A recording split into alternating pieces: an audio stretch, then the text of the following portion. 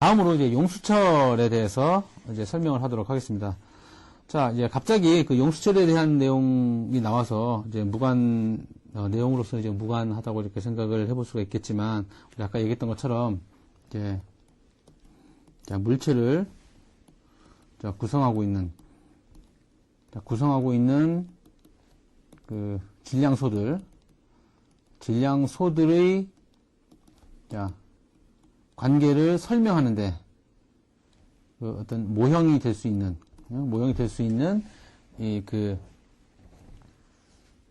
모형자가 바로 이제 용수철이다라고 이렇게 생각을 해보면 이해가 쉬울 것 같습니다. 자, 이처럼 그 물질의 탄성이라든지 어떤 용수철의 이 탄성이라든지의 이 유용한 유용성 때문에 유사성 때문에 이 용수철의 어떤 이 운동을 잘 이해하고 분석을 하게 되면 그 물질이 갖고 있는 어떤 이 물리적인 이 상황들을 잘 이해하는 데 도움이 될 수 있겠다라고 하는 그 얘기가 되겠습니다. 자, 이처럼 용수철을 이 물질의 탄성하고 이제 용수철의 유사성을 이용을 해서 이 해석을 하기 위해서 이 용수철에 관계된 이 간단한 이 물리 이 법칙들을 수식들을 이제 한번 살펴보게 되면 이것도 마찬가지로 잘 알려져 있는 사실이긴 하지만 이 용수철을 그 압축하거나 늘리는 데 필요한 힘이라고 하는 것은 그 늘어난 양에 직접 비례합니다. 자, 이거는 바로 자, 앞장에서 썼던 자, 후크의 법칙으로 이렇게 설명을 할 수가 있겠습니다. 그래서 이거는 요 K라고 하는 것은 바로 용수철 상수가 될 것이고, 만약에 재료다라고 하게 되면 바로 이거는 물질이 갖고 있는 자, 탄성률이다. 탄성률로 이렇게 알고 있으면 되겠습니다. 그래서 이거는 바로 유도 없이 바로 도입을 하도록 하겠습니다. 그래서 F라고 하는 것은 용수철을 압축시키는 거라든지 또는 늘리는 것이라든지에 관계된 그 힘은 요 용수철 상수 또는 탄성률에 직접적으로 비례한다. 즉, 요 힘이 크면 당연히 요 델타 L도 커질 것이고, 요 힘이 작게 되면 상대적으로 이 델타 L도 작아질 것이다. 근데 어느 정도 작아지느냐를 결정하는 게 바로 그 용수철 상수가 될 것이다 라고 하는 것입니다. 자, 그러면 모든 힘이 가해준 시간에 대해서 적분을 해보면 바로 에너지가 되는데, 자, 늘어나거나 또는 이제 압축된 용수철에 대한 이 포텐셜 에너지, 그래서 이걸 이제 굳이 우리가 중력장 안에서는 이제 위치 에너지라고 표현을 하지만 여기서는 그냥 자, 포텐셜 에너지라고 이렇게 명명을 합니다. 그리고 이걸 이제 다른 표현으로서 자, 잠재 에너지라고 이렇게 얘기를 합니다. 그래서 실제로 움직이거나 물론 이제 움직이는 상황도 이렇게 될 수 있겠지만 움직일 수 있는, 즉 운동을 할 수 있는 그 잠재적인 에너지라고 해서 이 에너지가 되겠습니다. 그러면 용수철이 늘어났거나 또는 줄어들었거나 라고 하는 것은 외부의 힘이 가해지지 않는 상황이라면, 이제까지 요 축적되어 있어, 예를 들어 이 스프링을 외부에서 힘을 가해서 줄였다면 힘을 놓는 순간 당연히 스프링은 늘어나게 될 것이고, 어느 정도의 에너지를 갖고 늘어나게 될 것이냐라고 하는 것은 외부에서 어느 정도 힘을 가해 주었느냐라고 하는 것과 비례할 것이고, 이 스프링이 움직이는 값은 어느 정도 되느냐면 그것은 바로 포텐셜 에너지가 될 것이다 라고 하는 얘기가 되겠습니다. 자, 그렇다면 이 용수철에 제장된 아까 방금 설명했던 것처럼 에너지는 자, 이와 같은 식으로 박스에 있는 이와 같은 식으로 자, 주어지게 되는데, 자, 이것은 마치 어떤 것과 비교해 보면 이해가 쉬울 것 같냐면 중력장에서 자, 중력장 내에서 자, 운동 에너지를 나타내는 식이 바로 2분의 1 질량 곱하기 속도의 제곱의 형태와, 사실 요거는 이제 또 다른 개념이긴 하지만 형태가 2분의 1 곱하기 m 곱하기 V의 제곱의 형태로 나타나는 운동 에너지의 형태하고 어떻게 보면 이제 유사하게 유사하다고 이렇게 설명을 할 수가 있겠습니다. 그래서 기억을 하기 위해서 자 2분의 1 곱하기 K라고 하는 것은 여기 용수철 상수를 나타내는 것이고 델타 L이라고 하는 것은 외부에서 가해 주었을 때 용수철이 늘어나거나 또는 줄어든 그 변화 량을 나타내는 것입니다. 그러면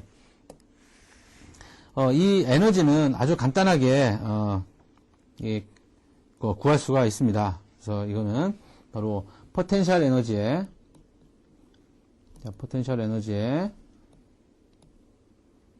정의에서 보면 바로 포텐셜 에너지라고 하는 것은 바로 그 힘에 대한 이 변화율로 적분을 해주면 구할 수가 있습니다. 그래서 요 힘이 예를 들어 이 그림에서 살펴보게 되면 원래 위치에 대해서 여기서부터 요까지 요게 바로 델타 L이 될 것이고 다시 델타 여기서는 델타 X니까 자 델타 X로 이게 주어지게 될 것입니다. 그러면 외부에서 힘은 이렇게 외부에서의 힘은 이렇게 가해질 것이고 요 힘이 없어지는 순간 당연히 요 질량은 힘 스프링 컨스탄트가 갖고 있는 요 방향으로 이렇게 축소를 하게 될 것이다. 자 이것이죠. 그러면 이때 즉 외부의 힘이 끊어졌을 때 요 물체가 이쪽 방향으로 이동하는 그 힘은 바로 외부에서 가해준 힘인 후크의 힘이 되겠습니다. 그래서 그 후크의 힘은 아까 앞장에서 얘기했던 것처럼 그 마이너스 KX의 형태로 나타나고 이때 마이너스라고 하는 것은 외부에서 가해준 힘의 반대 방향으로 이렇게 변이가 바뀐 있는 것을 이렇게 표시한 내용으로 이렇게 이해를 하면 될 것 같습니다. 자 그러면 요 마이너스 KX 즉 여기서 이제 KX를 이제 적분을 해보면 즉 여기에서부터 여기까지 즉 여기서는 가장 이 얘기는 다시 말하면 여기에서부터는 가장 큰 힘을 받게 될 것이고 원래 정도 가는 지점쯤에서는 가장 힘이 적게 작용을 할 것입니다. 그래서 여기서부터 여기까지가 일정한 그 힘이 작용을 하는 게 아니라 위치에 따라 다 틀리기 때문에 요거를 0에서부터 그다음에 이동한 거리 x까지 적분하게 되면 요 값의 크기는 바로 2분의 1 kx의 제곱이 될 것이다.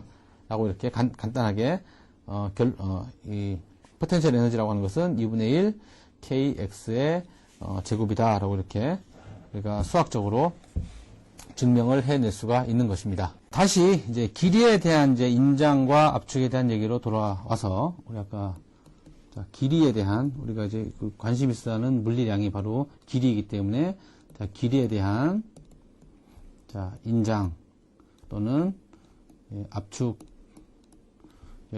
관련된 얘기로 돌아와서 다시 역률의 정의를 다시 살펴보게 되면 바로 이 변형에 되면 아까 했던 것처럼 변형에 대한 즉 외부의 힘이 즉 변형을 줄 수 있는 외부로부터의 변형력과 또는 그 변형력에 의해서 변형된 이 물체의 우리가 길이이기 때문에 길이 변형에 관계된 비율이 바로 역률이다 라고 얘기를 했었습니다. 자 그러면 이 변형력이라고 하는 것은 아까 그 압력과 관계된 응력과 관계된 얘기를 한 것처럼 이 S라고 하는 것은 A분의 F가 될 것이고 그리고 변형이라고 하는 것은 바로 그 길이의 변화인 그 길이 변형을 나타냈었습니다. 그러면 이거는 L분의 델타 L로 이렇게 둘 수가 있을 것이고 요 두 번째하고 세 번째 식으로부터 우리는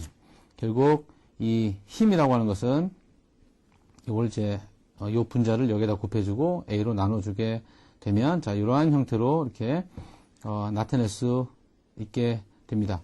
자 그러면 요 힘에 대해서 살펴보게 되면 요 힘 앞의 힘은 우리가 F는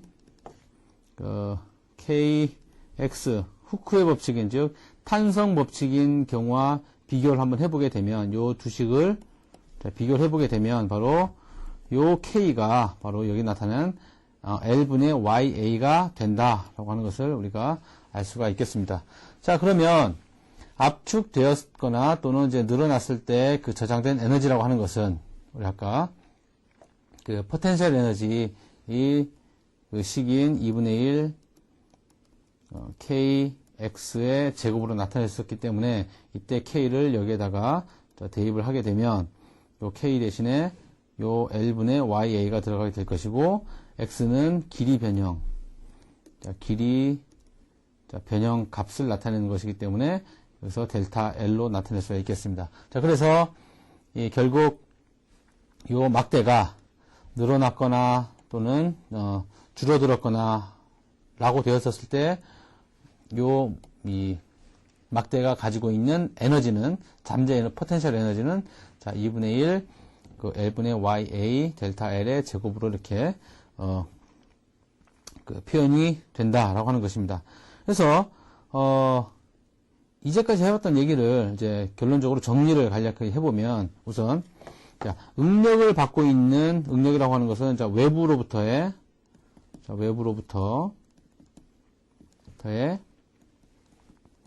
변형력을 나타냅니다. 그래서 요거는 바로 요게 되겠죠. 그래서 요 인장 변형력과 관계된 것이고 이 응력을 받고 있는 이 탄성체라면 이 탄성체라고 하는 것은 어떤 이 탄성율 그 역률 Y를 갖고 있는 어떤 이 딱딱한 물체가 아니라 어느 정도 탄성을 가지고 있는 물체인 경우다.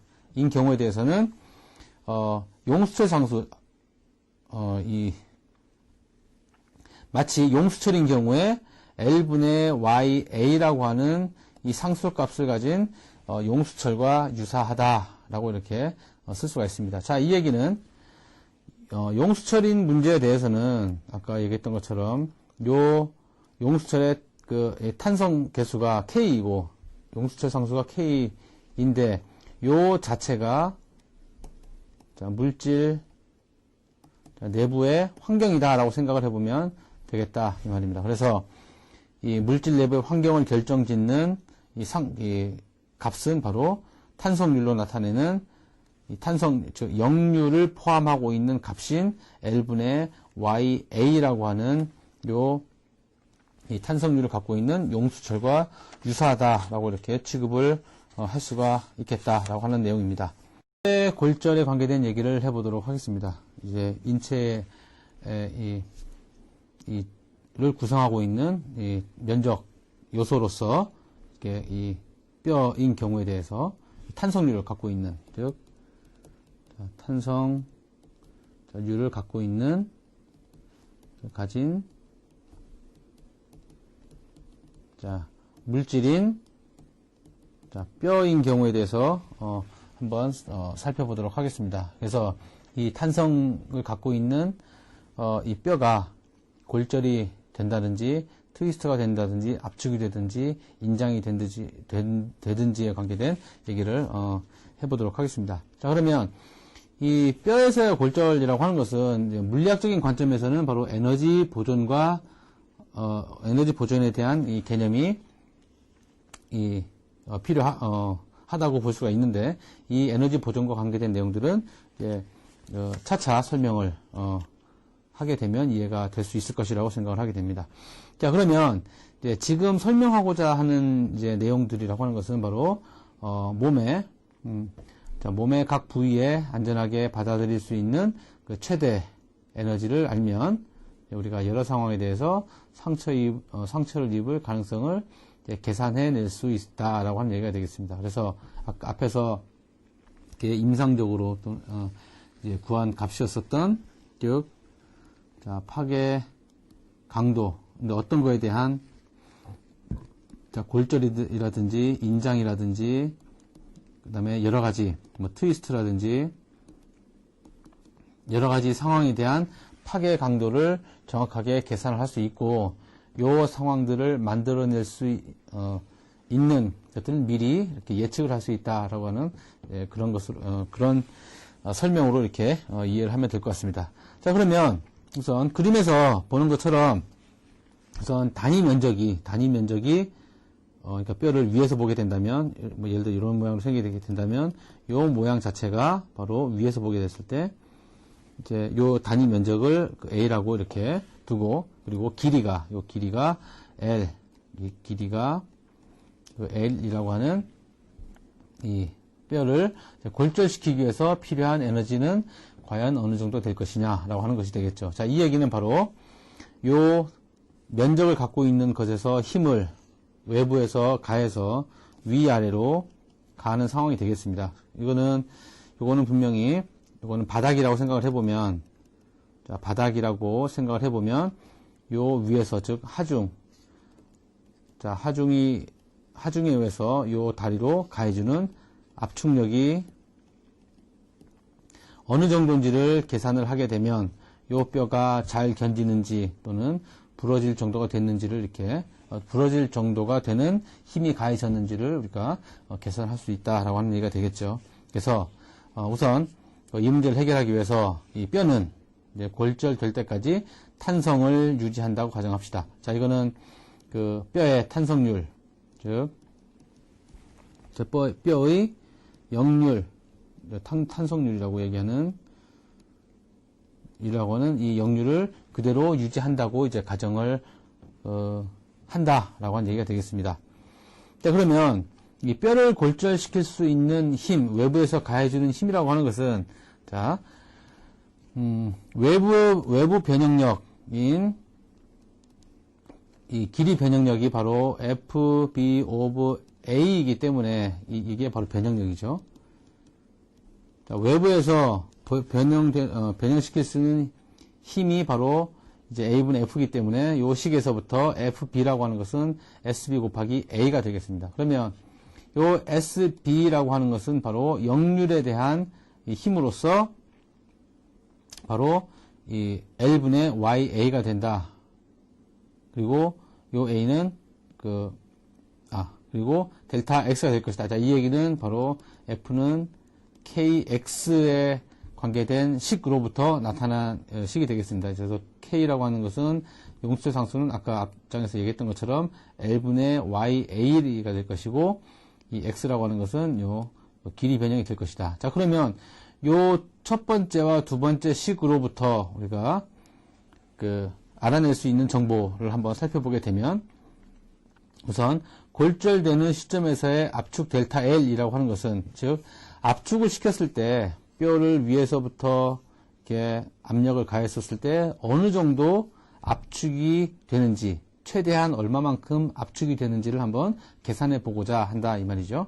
자, 그러면 델타 L이라고 하는 것은 요 식에서부터 델타 L이라고 하는 것은 요것을 이렇게 서로 분자와 분모를 바꿔서 여기다 곱해주면 될 거니까 바로 이제 Y분의 SB 곱하기 L로 이렇게 둘 수가 있겠습니다. 자, 그러면 압축이 되었을 때 델타 L이 요만큼 이렇게 압축이 되었기 때문에, 자, 이거는 외부에서 가해준 힘에 의해서 얼마만큼 변형이 됐는지와 관계된 거기 때문에 요 변형되었다면 이 변형되어 있는 이 외부에서 가해준 힘이 요 뼈에 어느 만큼 에너지가 저장이 됐는지를 보게 되면, 앞에서부터 2분의 1 KX의 제곱이기 때문에 이 K는 아까 얘기했던 것처럼 L분의 YA가 될 것이고 델타 L의 제곱이 될 것이다.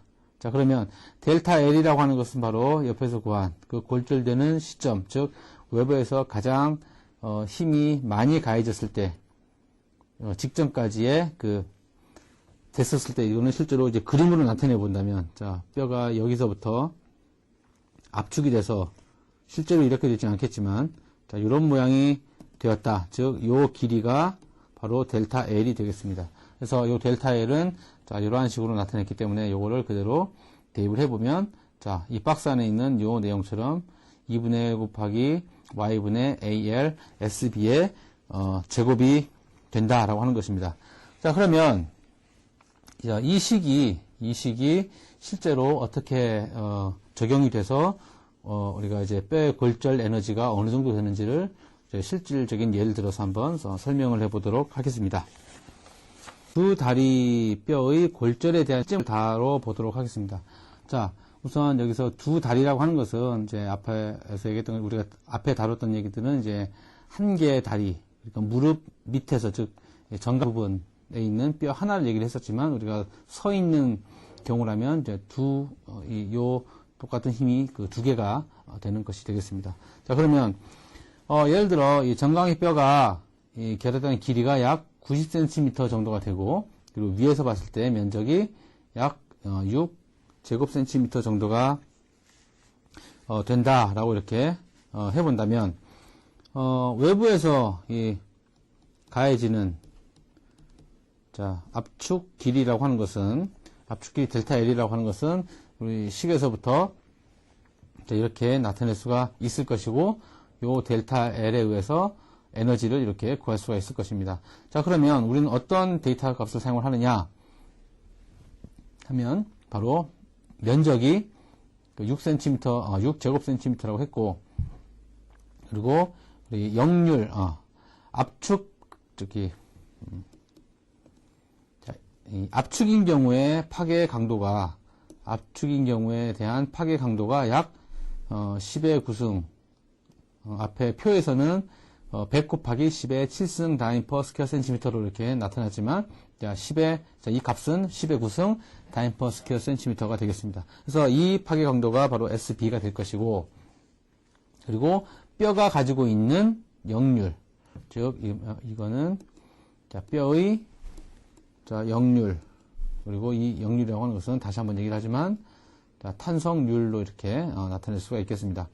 자, 그렇게 되면, 요 세 가지의 기초적인 데이터를 갖고 요 식에다가 대입을 해서 에너지를 찾아보면, 계산을 해보면 바로 192.5J이 된다라고 하는 얘기입니다.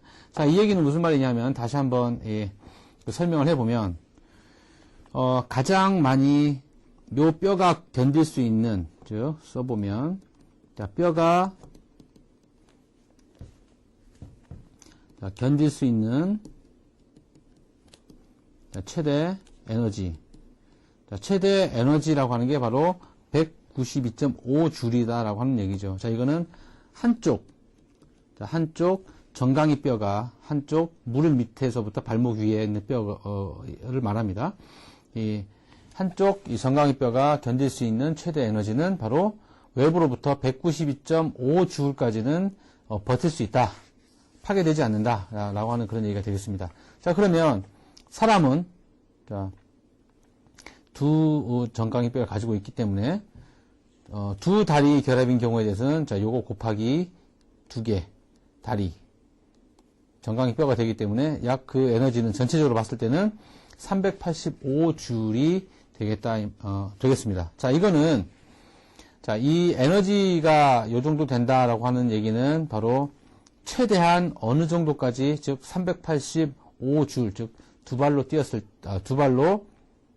서 있을 때 우리가 385J 정도까지 이 뼈가 견딜 수 있다라고 이렇게 하는 얘기가 되겠고, 자, 이거는 역으로 계산을 해보게 되면 실제 그 70kg의 사람이 약 59cm 높이에서 뛰어내릴 때 그 에너지다 이 말이죠. 즉 70kg 되는 사람이 56cm 높이 되는 높이에 서 있다가, 이렇게, 자, 요 높이가, 이 사람이 이렇게 서 있으면, 요 높이가 56cm이고, 요 몸무게가 70kg 이다라고 하는 얘기는 56cm 올라가게 되면, 요 70kg인 사람이 갖게 되는 그 포텐셜 에너지가, 자, 포텐셜 에너지가 바로 385J이 된다라고 하는 뜻이 되겠죠. 자, 이거는 바로 이 질량 곱하기 중력과 속도 곱하기 높이를 곱하게 되면, 자, 요 값이 나오게 될 것이고, 자, 이 말은 다시 얘기를 해보면 바로 56cm보다 높은 곳에서 70kg인 사람이 뛰어내리면 뼈는 부러진다 라고 하는 그런 얘기가 되겠습니다. 그리고 56cm보다 낮은 곳에서 70kg인 사람이 뛰어내리게 되면 그거는 385줄보다 작은 포텐셜 에너지를 요 정강이 뼈에다가 전달을 시키기 때문에 우리가 이 뼈는 탄성 항도, 즉 실제로 요만큼 축소가 됐다 하더라도 다시 이 뼈가 원래 상태대로, 원래 길이대로 이렇게 다시 되돌아간다라고 하는 그런 그 말이 된다고 이렇게 설명을 할 수가 있겠고, 자, 그렇지만 이제 우리가 이제 경험적으로 뛰어내려서 착지할 때 몸의 관절을 살짝 구부리거나 이렇게 함으로써 낙하 에너지가 크더라도, 즉 56cm보다 높은 곳에서 뛰더라도 몸의 관절을 살짝 구부림으로써, 즉 요 면적에 정확하게 이렇게 힘이 가해지지 않고 구부림으로써 힘이 이렇게 힘을 분산시키는 어떤 각도를 갖고 이렇게 작용이 되게 된다면 요 수직으로 작용하는 힘에 대한 요 각도만큼 작아지기 때문에 385주를 갖고 있던 이 잠재 에너지이더라도 요 힘이 바로 요 다리에 전달이 되지는 않는다라고 하는 그런 경험적인 어떤 사실을 잘 알고 있습니다. 그래서 높은 곳에 뛸 때라도 우리가 살짝 무릎을 굽힌다거나 이러한 그 행동들을 통해서 더 높은 곳에서도 이렇게 뛰어도 비교적 안전하게 외상을 입지 않고 착지할 수 있는 이유가 바로 이러한 방금 이렇게 설명을 드린 것처럼 이러한 상황들 때문에 그렇다 이거죠. 그래서 똑바로 서 있는 상태에서 이렇게 수직으로 이 정강이 뼈에 수직으로 힘이 56cm 이상 되는 곳에서 떨어지게 된다면 이 탄성계수를 넘기 때문에 부서지게 된다라고 하는 얘기가 될 것이고, 또 이 얘기는 이 질량이 요거보다 더 많이 나가는 이 경우에 대해서는 좀 더 높은 곳에서 좀 더 낮은 곳에서 뛰어야만 이 정강이 뼈가 견딜 수 있는 탄성 이 강도를 가질 수 있을 것이고, 이제 뼈가 부러지지 않는다라고 하는 그런 얘기가 될 수 있을 있게 될 것입니다. 자, 그러면 여기서 이제 각각 여러분들은 이제 다른 질량을 가지고 있을 것입니다. 그래서 다른 무게를 가지고 있기 때문에 각각 다른 고유의 질량을 가지고 있을 것이고, 그러면 각각 여러분들이 갖고 있는 질량에 대해서 뛰어도 안전할 수 있는 높이가, 자, 이 얘기는 아까처럼 다리를 구부린다거나 그렇지 않는 일반적인 상황을 갖고 한번 계산을 해보게 되면 좀 더 흥미로운 값을 우리가 알 수 있을 것 같고 이해하는 데도 도움이 될 거라고 생각을 합니다. 그리고 질량이 큰 사람이거나 질량이 또는 이제 작은 사람이거나 인 경우에 대해서는 각각의 높이가 틀리다는 것을 이제 서로 이렇게 얘기를 해보면 여기서 이제 뼈의 골절과 관계된 이 포텐셜 에너지에 대한 이 내용들을 좀 더 쉽게 정리를 할 수 있지 않을까 생각을 합니다.